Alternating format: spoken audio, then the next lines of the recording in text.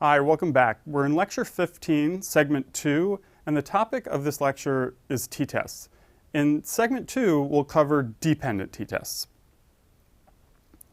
So, as I mentioned in segment 1, a dependent t-test, which is also known as a paired samples t-test, you'll see that phrase in the R output. It's appropriate when we have the same subjects or the same cases, doesn't have to be people, the same subjects or cases measured twice, so we can calculate a different score for each individual subject and then look at the mean difference score. You could also use it, it's not as common, but you could use it if you have very well matched samples. So if you have samples that are matched at the level of individual, then you can calculate different scores at the level of individual, in which case you can do a dependent t-test. Again, the idea is that one measure is dependent on the other. They're related. So a thorough analysis, and I'm going to try and encourage you to do thorough analyses when you engage in not just t-tests, but any kind of statistical analysis you might do going forward. A thorough analysis will include not just the t-value, but of course the p-value if you want to do NHST. But of course there's problems with NHST, so let's throw in a measure of effect size. And in this case it's going to be Cohen's d. That's a new concept which I'll cover. And again, we could do interval estimates as well, because remember, these sample means are just point estimates. So to review, the t-value is just an observed minus an expected over standard error. The observed is just the mean difference score. So again, we calculate a difference score for every individual and then average them. That's the mean difference score. What's the expected value? Well, we're playing the game of NHST, so the expected value is 0. So that just falls out of the formula. So t is real simple. It's just the mean difference score over the standard error of the mean difference score. That's it. So what did you observe relative to what would you expect just due to chance? That's it. Real simple.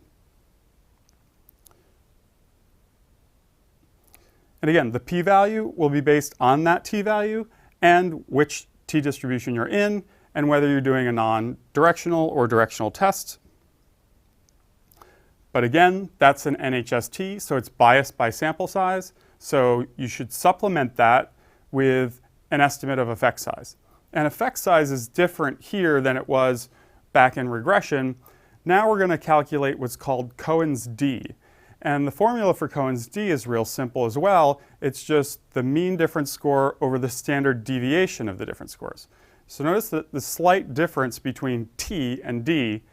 T we're dividing by standard error. Here we're dividing by standard deviation. Why is that?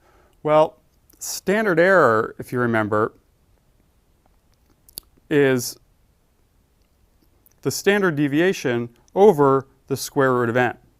So it's biased by n. As we drive n way up, standard error goes down, which means t will go way up, your p-value will go down, just as a function of n, right? That was the problem with NHST in general. Here, this effect size estimate, Cohen's d, is very clever. It doesn't go to that extra step of calculating standard error. It just does it at the level of standard deviation. That's not biased by n. Plus, it's a very intuitive measure. It just tells me how much, in terms of standard deviation units, does one mean differ from another.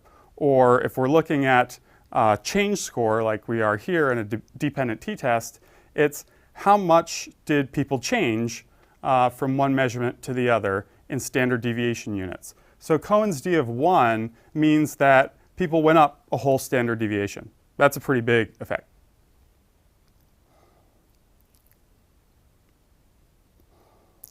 And again, we can get interval estimates around these means rather than just point estimates. So we could get the mean of the different scores, but then put an upper bound and a lower bound on an interval.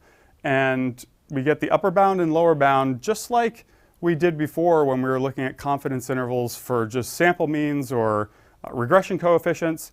We want to add some function of standard error and we multiply standard error by t. That exact t value depends on how confident we want to be. So like a 95% confidence interval versus a 90% confidence interval. And it depends on which sampling distribution of t we're going to use, because we have that family of t distributions, so it depends on the number of subjects in the sample. So to illustrate dependent t-test, I'm going to walk you through two examples that we've used already in the course. First, wine ratings, and then the working memory training experiment. So let's look back at the wine ratings. So if you remember, we had wine experts from 4 different countries, right? And each wine expert rated 2 wines, 1 red, 1 white. So since we have 2 scores from each individual, we could do a dependent t-test to see if there's a significant difference in the mean ratings of red versus white. Now, we're going to do that on the Australian ratings because Australia was the only country that produced a normal distribution in the white wine ratings. Remember, all the reds were normally distributed, but then to show non-normal distributions, the whites were all messed up, right? But in Australia, the white distribution was normal. And one of the assumptions underlying this test is that we have normal distributions. So we're just going to do this example on the Australian wines. So here are the data in a bar plot, and it's just a slight edge for the white. So they're just like a couple points higher than the red. So on average, these wine experts in Australia like the white better than the red. But is this a significant difference, or is this difference just due to chance? So if we had them do it all over again, would it come out slightly differently, like the red would be slightly higher than the white?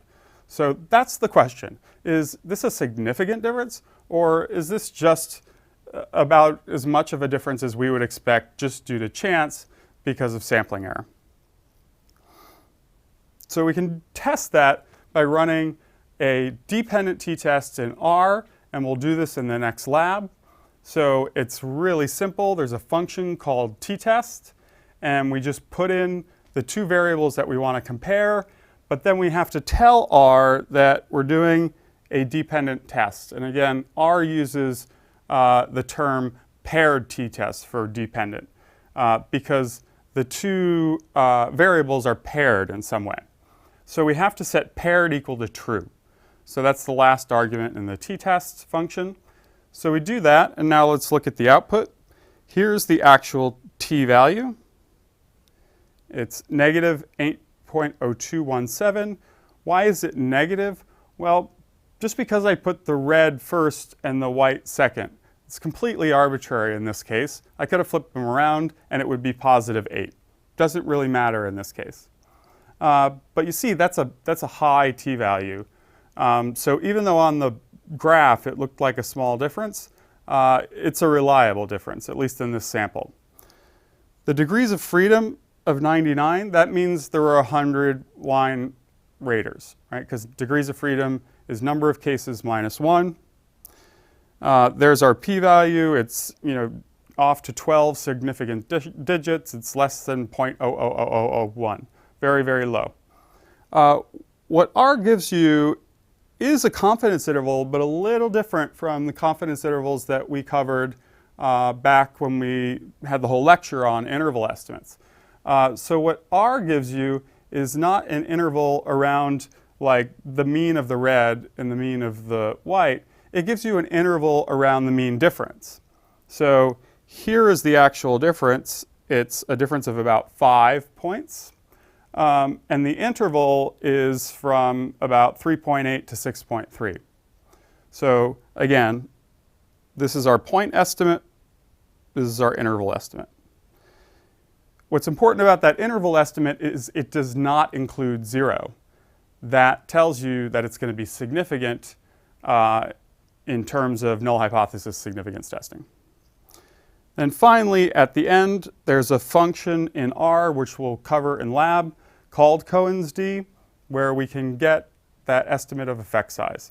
And the Cohen's d in this case is 0.8, That's pretty strong. There's almost a full standard deviation difference between the reds and the whites. Not quite 1, but 0.8 is a strong effect. Okay, now let's do the same thing looking at the working memory training example. We can compare intelligence scores before training and after training, just in the training group. So that's what we're going to be doing here. Remember, there was a training group and a control group. Just for ease of illustration, doing a dependent t-test, I just want to show you a pre-post comparison on the training group. And again, the question was, did their intelligence go up as a function of training? So here's what it looks like in a bar plot. It looks like, yeah, they went up a little bit. But again, the question is that a significant difference, or is that just the magnitude of that difference just what I would expect due to chance? Well, let's look at the output. Again, it's just the function t-test with pre, post, and paired set to true.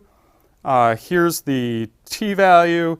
It's 3.5. Again, think about those sampling distributions. 3.5 is way out there in the tail. So again, really low p-value. Yes, this is significant. And again, to be thorough, we have our interval estimate, and we have our estimate of effect size, Cohen's d. Coincidentally, it's about 0.8. I didn't plan that, so the wine rating effect and the working memory training effect are about the same magnitude, despite the fact they have different sample sizes. Right? It's actually a good lesson that the effect sizes are about the same, but the p-values are very different, right? The p-value here is not so low because the sample size is much smaller. Didn't plan that. That's a nice coincidence.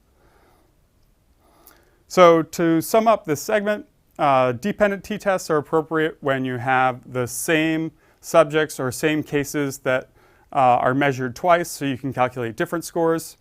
And a thorough analysis is going to include the t-value, the p-value, if you want to do the null hypothesis significance testing, an estimate of effect size. In this case, the most appropriate one or most common one is Cohen's d.